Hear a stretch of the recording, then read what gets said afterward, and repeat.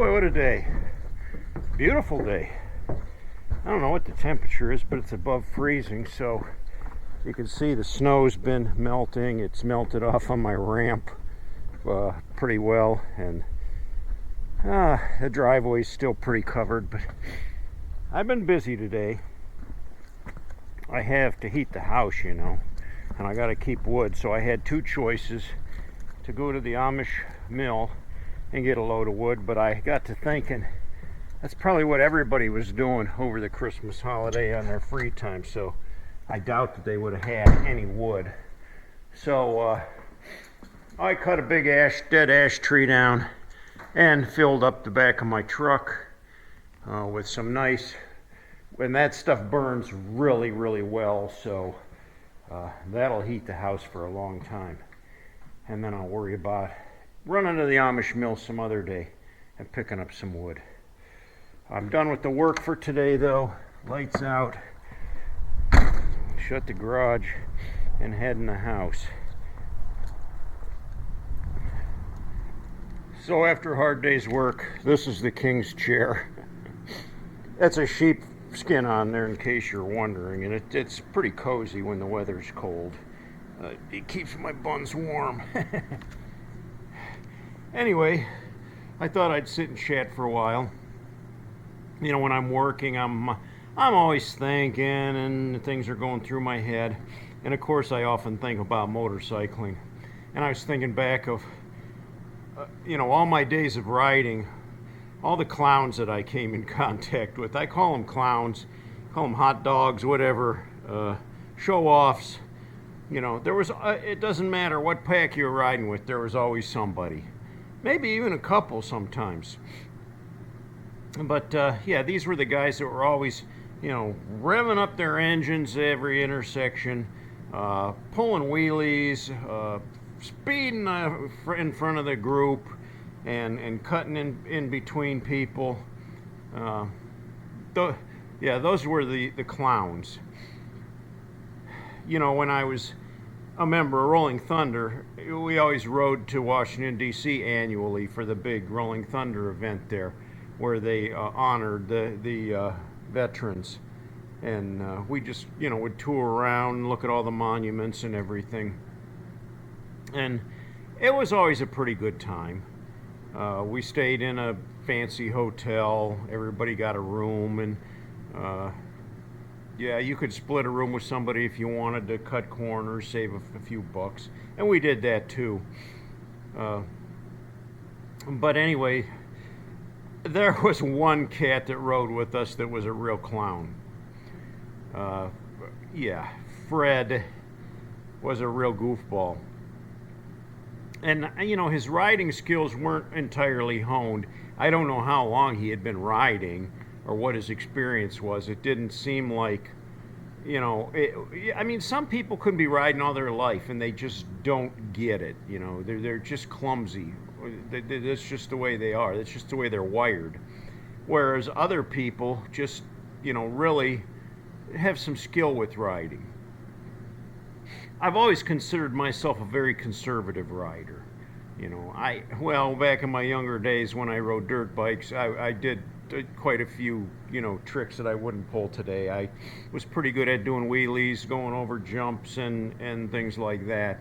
But as far as the street goes, I learned a few hard lessons there too. So I'm very conservative about riding. I'm very safe, and I am a defensive rider. I'm always on the defense, always watching, always looking. Fred, he wasn't so much like that. Well, I remember we'd be riding through town, and he'd start, flailing his arms and revving his engine, blowing his horn, trying to get everybody's attention. So we'd all pull over and stop, and we thought something was really wrong. We'd be like, wait, what's the matter, Fred? You guys just passed a pizza place back here, and I'm hungry. Wait a minute. You stopped the whole group because we passed a pizza place? Oh, yeah? And he was like that, a real bonehead. Well, his, like I said, his riding skills weren't that great. And there was another occasion where we were riding, and we stopped at a stoplight, traffic light. And I don't know what he was doing, but he plowed right into the back of the bike that was in front of him. Knocked his bike over, fell over, landed on the ground, bike landed on him. So, we stopped in the middle of the road, had to pick his bike up, pushed it off into the parking lot on the side of the street there, and we all swung around into this parking lot then.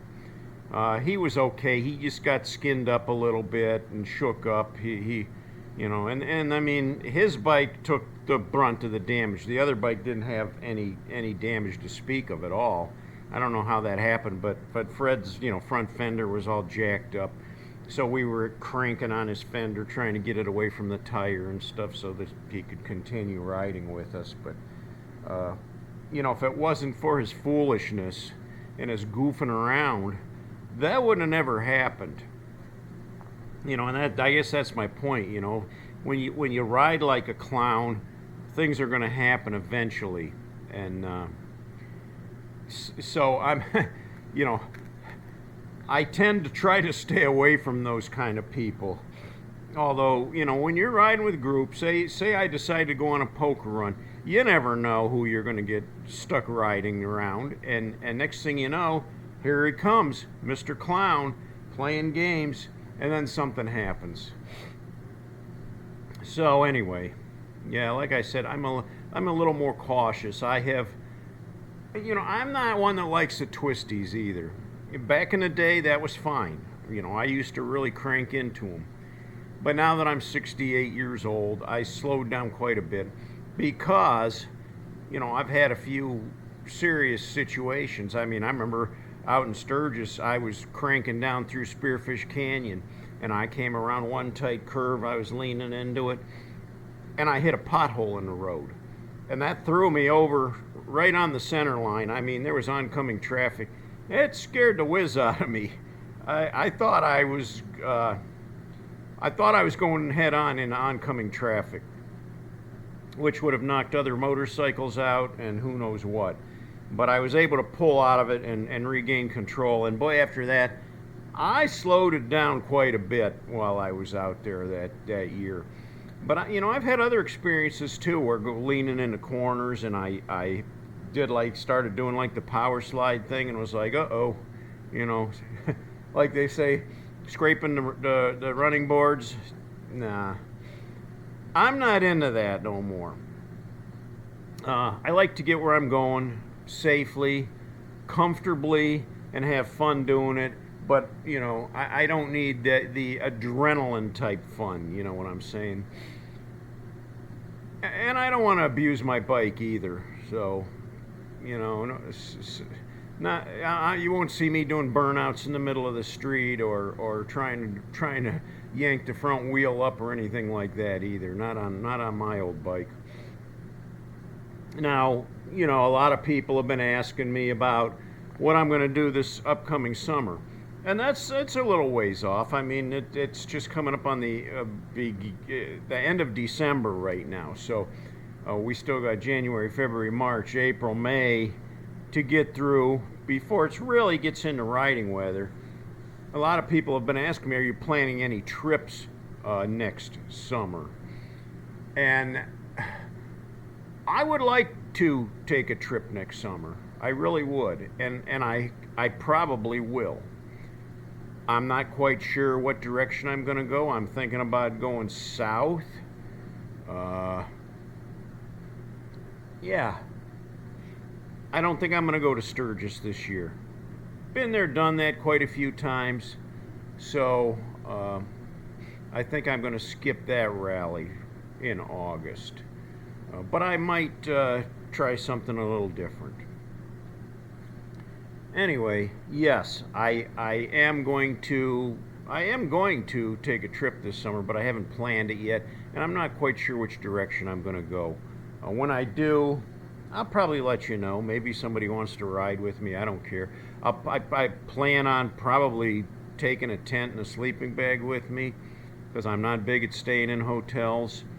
You know, I mean, the last hotel I stayed at with V, when we had to, uh, when I went to bed and crawled in and put my head on the pillow, I could smell BO. Now that was in the either in the pillow or in the sheets or something. But you know, it's like sleeping in somebody else's bed. And I'd rather sleep in my own bed. If I have to sleep on the ground, that's fine.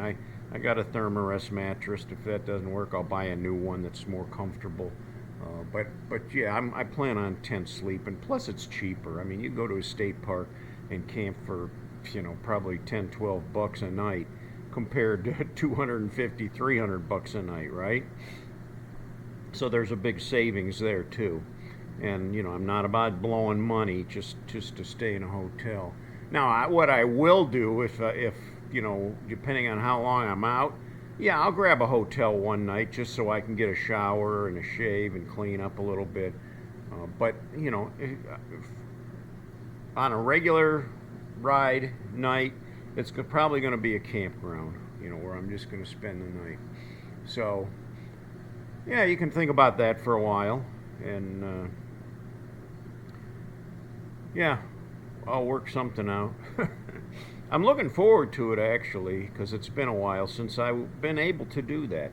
I've wanted to do it, but with my lovely wife, we were pretty strapped, and things were, you know, we had a pretty heavy ball and chain on us, and we couldn't really do a lot of traveling. So I'm a free man now that I can do the things that I want to do, and I'm looking forward to that. So how else has life been for me? You know, every day has its moments. I mean, like I say, the chair's empty there now, and that takes a big chunk out of my life. Missing V. Miss her terribly. Every day I miss her. But I'm learning to live by myself. I feel like she's always with me in spirit, so that's a good thing too. Well, thank you for all your support and all your prayers. And like I said, I'll continue praying for you guys too. I know a lot of you are hurting. A lot of you are in pain. You're in situations that, you know, aren't good physically. And I'll pray for you for quicker healing. Some of you have broken hearts. Some of you have lost loved ones. I pray for you. Some of you are just getting old, and life isn't like you thought it was going to be. I mean, life's a little harder. You know, your struggles are a lot more difficult as you age, and I pray for you too. So, you know, if I had to name names, I'd be sitting here for another hour, because, I mean, I read your guys, every one of your comments I read, and I see the situations you're in.